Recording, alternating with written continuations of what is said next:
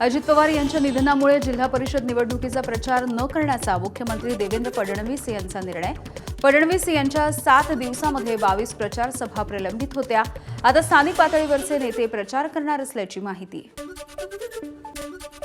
बारामतीमध्ये अजित पवारांचं भव्य स्मारक उभं राहणार। शरद पवार यांच्याकडून स्मारकासाठी विद्या प्रतिष्ठानच्या प्रांगणामध्ये आज पाहणी।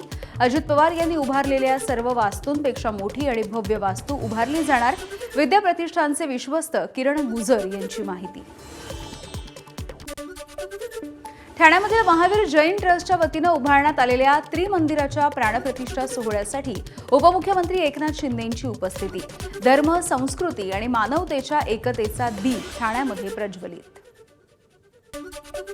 एखाद्या मुलाला त्याचे जैविक पालक कोण हे माहिती नसेल तर त्याला जातीच्या प्रश्नावरती कायदेशीर अनिश्चिततेमध्ये ठेवणं हे चुकीचं आहे। याउलट अशा दत्तक मुलाला संबंधित पालकांच्या जातीचा दर्जा मिळण्याचा अधिकार आहे। उच्च न्यायालयाचा महत्त्वाचा निर्वाळा।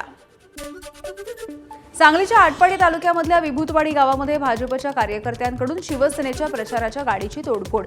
गोपीचंद पडळकरांच्या वहिनी माधवी पडळकरांच्या सभेवेळेला जोरजोरात स्पीकर वाजवत असल्यामुळे ही घटना।